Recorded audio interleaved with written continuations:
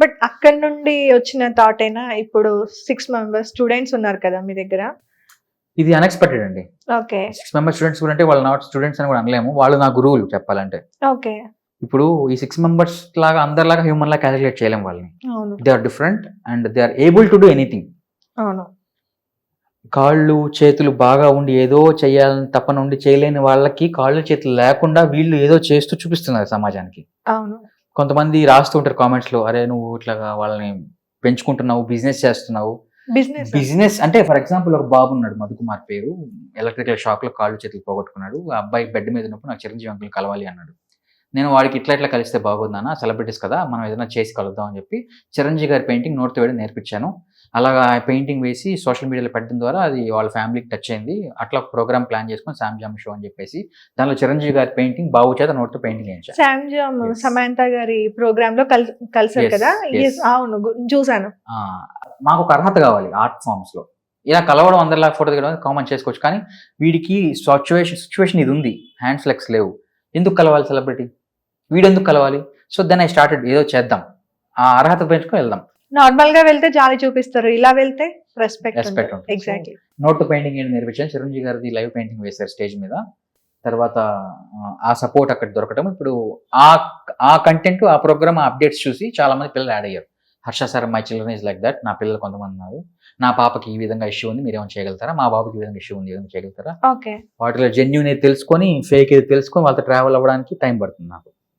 So అలాగా మధుకుమార్ అని, షమి అని, ఖుషి అని, లక్ష్మి అని, భాగ్య అని 6 మంది పిల్లలు ర్యాండమ్గా వచ్చారు. ఫైనల్ అప్డేట్ వచ్చేసి కేరళ నుంచి అబ్దుల్ అని ఒక అబ్బాయి వచ్చాడు. అది ఇంకా వెళ్ళలేదు నేను, సో అది వెళ్ళాలి ప్రెసెంట్ కంటెంట్ లో. ఓకే, అంటే మీరే వాళ్ళ దగ్గరికి వెళ్ళి టీచ్ చేస్తారు? నా కాళ్ళు చేతులు ఉన్నాయి. ఓకే, సో ఇప్పుడు వాళ్ళు ఇక్కడ ఉండడం అలా లేదు. ఎన్ని డేస్ కి ఒకసారి వెళ్ళి చెప్తారు క్లాస్? ఇయర్లీ ప్రతి ఒక్కరి దగ్గరికి 2 months ఒకరి దగ్గర విజిట్ చేస్తూ ఉంటాం. సో సంవత్సరానికి 12 నెలలు, 12 నెలల్లో 6 కేటగిరీస్ తీసుకుంటాను. 2 months ఒకరి దగ్గర, 2 months ఒకరి దగ్గరికి, అట్లా వెళ్ళిన దగ్గరికి ఒక 5 days 6 days స్టేజెస్ వస్తూ ఉంటాం.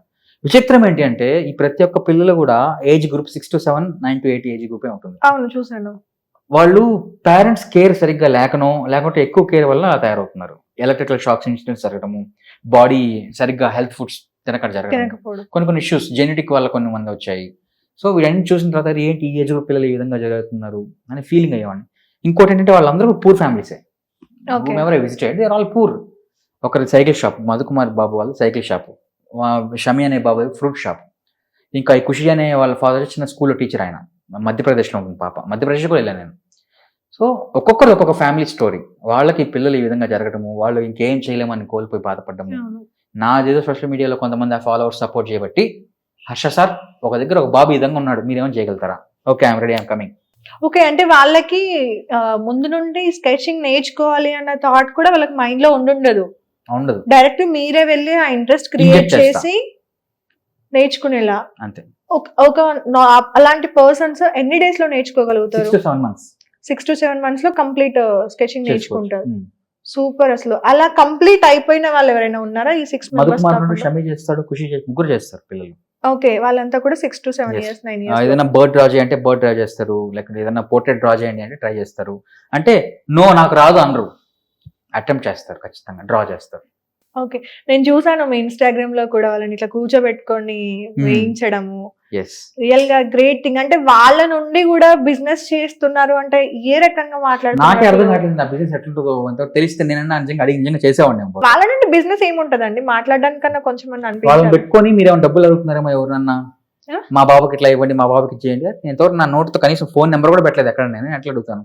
వాళ్ళని ఇక్కడ తీసుకొచ్చి కూర్చోబెట్టుకొని ఒక రూమ్ అలా ఇచ్చేసి వాళ్ళకి ఫుడ్ మెయింటెనెన్స్ వాటి గురించి చేస్తున్నారు అంటే ఒక అర్థం ఉంది. కానీ మీరు కదా ట్రావెల్ చేస్తుంది రిటర్న్ లో.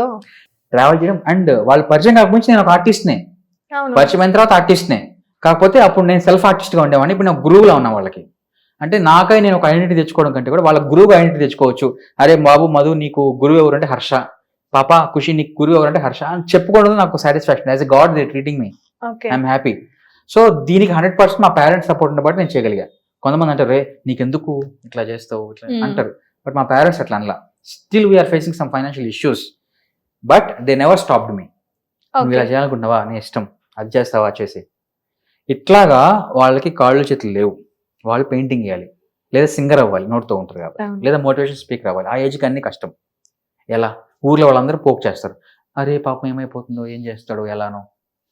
ఎందుకు ఈ క్వశ్చన్లు? నోరు ఉంది, బతుకున్నాడు, ఆరోగ్యంగా ఉన్నాడు, ఆ కాళ్ళు చేతి లేకపోతే అని చెప్పేసి అప్పుడు నేను నోట్లో బ్రష్ పెట్టి అక్షరాభ్యాసం స్టార్ట్ చేసి అమ్మ అని రాయించడం, కొన్ని బొమ్మలు డ్రా చేయించడం. ఆ అనాటమీస్కి సంబంధించి నాలికను మనం యూజ్ చేస్తాం. హ్యాండ్ ఉంటే ఫింగర్స్ ఎట్లా అంటాము, మూమెంట్స్ ఎట్లా అంటాము. మరి బ్రష్ నోట్లో పెట్టుకొని చేయాలంటే నాలికను up and down, side by sides ఇట్లా తిప్పితే బ్రష్ మూవ్ అవుతుంది.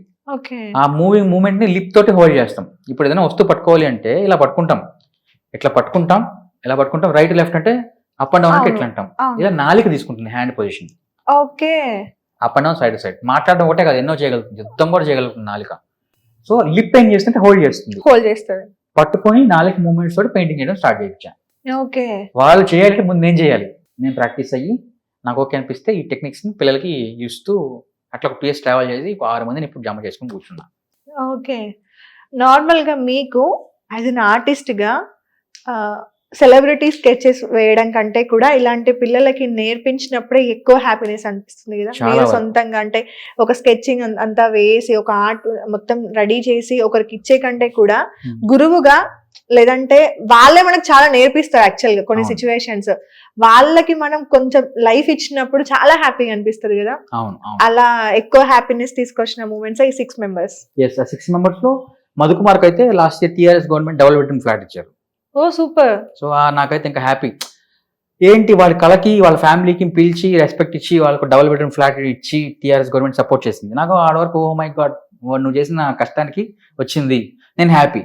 అట్లా కొంతమంది స్టిల్ ఇన్ ద ప్రాసెస్.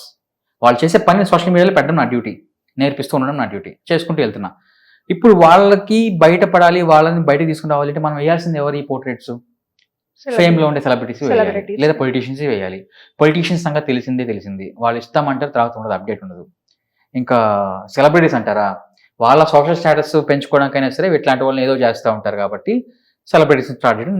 ఎప్పుడైనా అంటే మీరు నమ్ముతారా నిజంగా మీరు తీసుకెళ్లే స్కెచెస్ కానీ ఏవైతే పెయింటింగ్స్ ఇవన్నీ ఉంటాయో ఎవరైనా ఒక పెద్ద సెలబ్రిటీకి ఇచ్చినప్పుడు అట్లీస్ట్ దాన్ని వాళ్ళు ఇంటి వరకైనా తీసుకెళ్తారు, ఇంట్లో పెట్టుకుంటారు గుర్తుగా అనేది మీరు నమ్ముతారా?